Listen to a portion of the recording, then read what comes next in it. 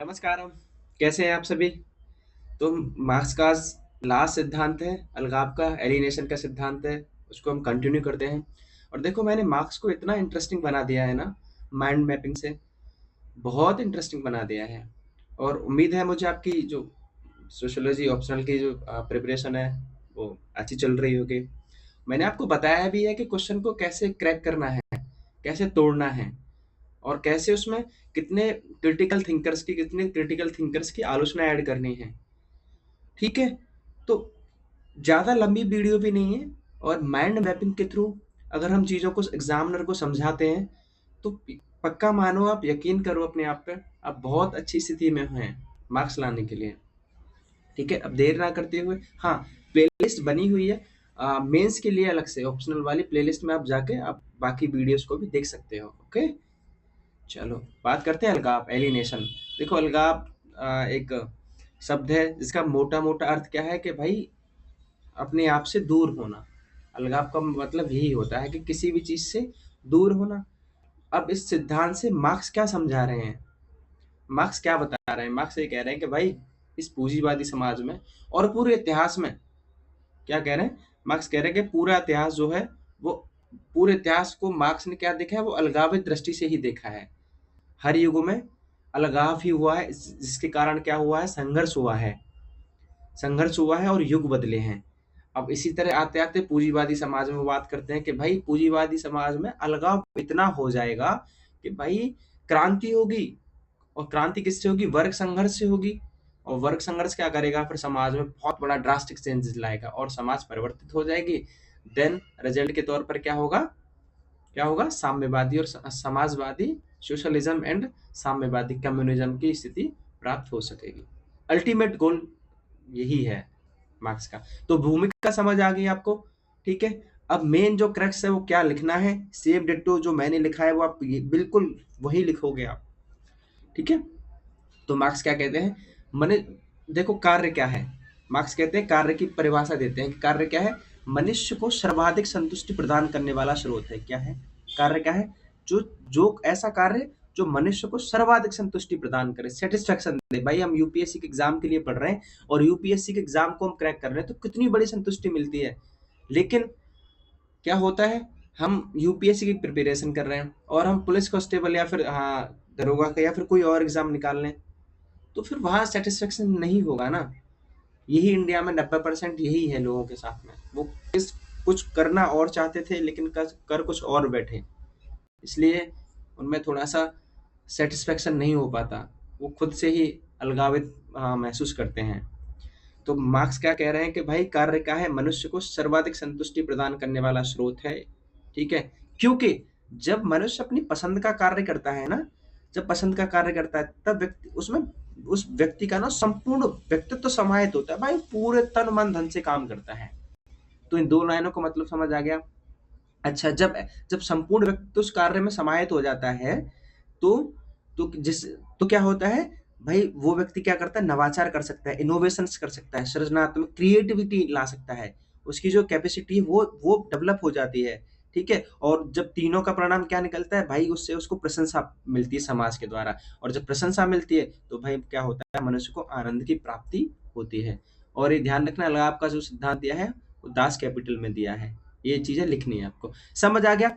I repeat, कार्य, हाँ, marks के अनुसार कार्य क्या है? मनुष्य की सर्वाधिक संतुष्टि प्रदान करता है। क्योंकि जब कार्य अपनी पसंद का हो व्यक्ति का, तो उसमें उस व्यक्ति का संपूर्ण व्यक्तित्व समाहित होता है और उससे क्या होता है, व्यक्ति नवाचार करता है, सृजन करता है, उसकी क्षमता क्या है, विकसित होती है और उसको प्रशंसा मिलती है। देन मनुष्य को आनंद की प्राप्ति होती है। ठीक है। लेकिन जब काम थोपा गया हो भाई, जब कार्य थोपा गया हो और वो भी बहुत लंबे समय तक, ऐसा क्यों? अत्यधिक उत्पादन करना है पूंजीवादी समाज में, श्रमिक के पास कोई चारा नहीं होता इसके अलावा।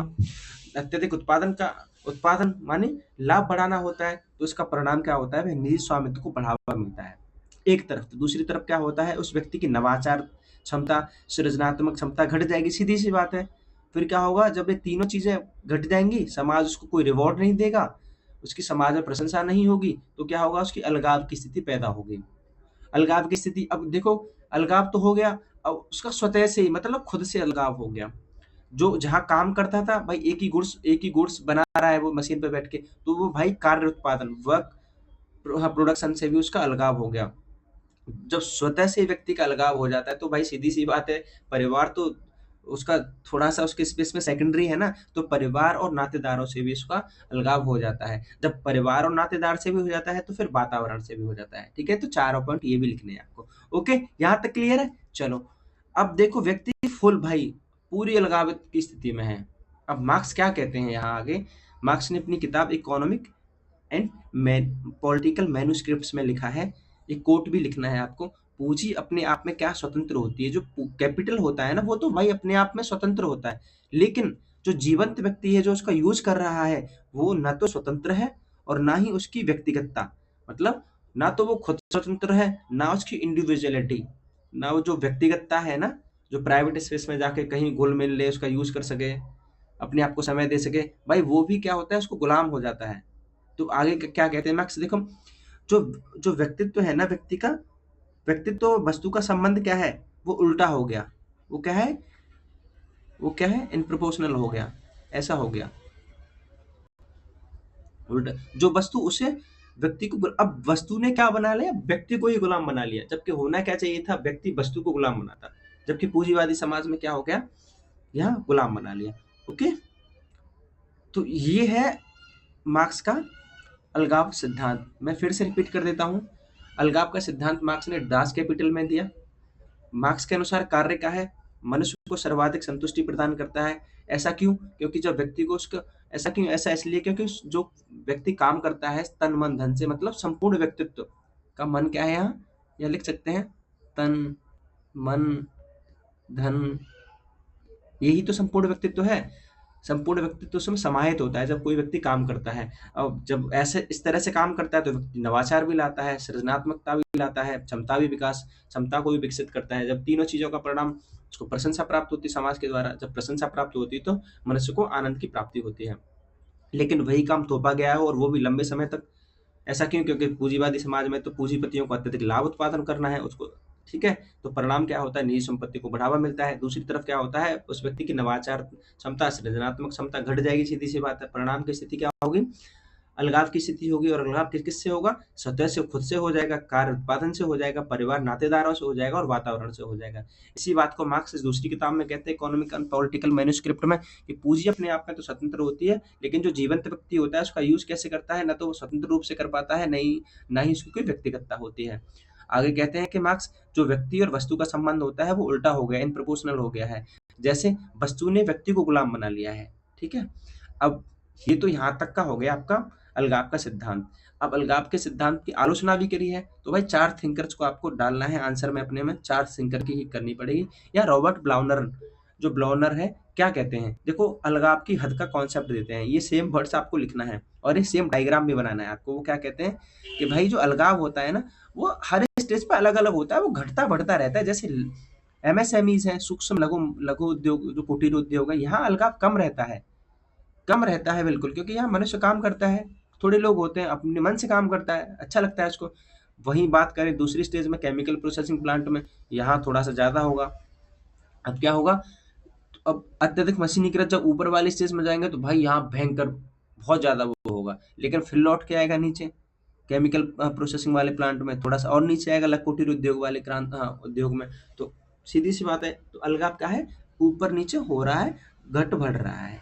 ओके, तो लिखा है। और जबकि मार्क्स क्या कहते हैं, ये ध्यान रखना, मार्क्स क्या कहते हैं, अलगाव को स्थिर मानते, फिक्स मानते, भाई ये कोई घटता बढ़ता नहीं है। लेकिन ये रॉबर्ट ब्लोनर क्या कह रहे हैं, नहीं अलगाव घटता बढ़ता रहता है। ओके, और ये इन्होंने बना के दिखाया है।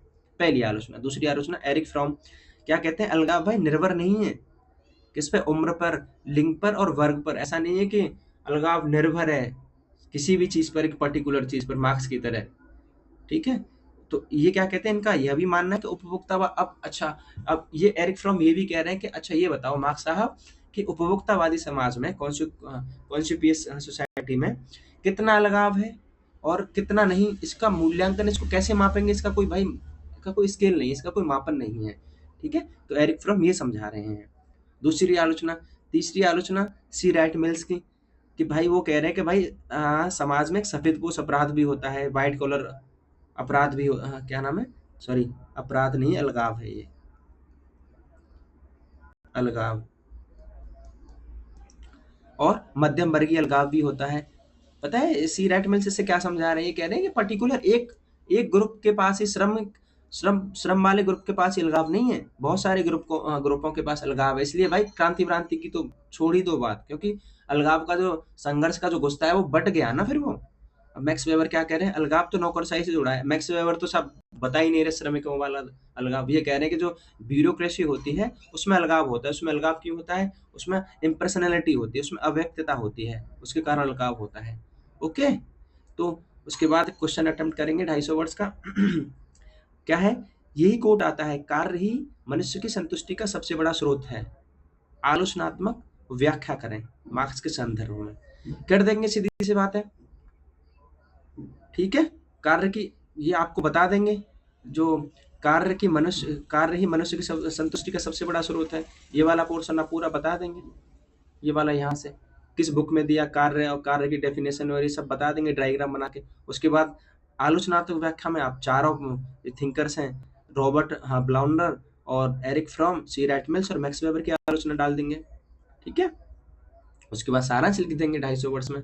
आप पक्का यकीन मानो 12-13 नंबर कहीं नहीं छोड़ोगे, ठीक है। छोटी सी वीडियो थी, मार्क्स का यही एंड होता है, प्लेलिस्ट देख लेना। मिलते हैं नेक्स्ट वीडियो में नेक्स्ट थिंकर के साथ। हैव अ गुड डे, जय हिंद।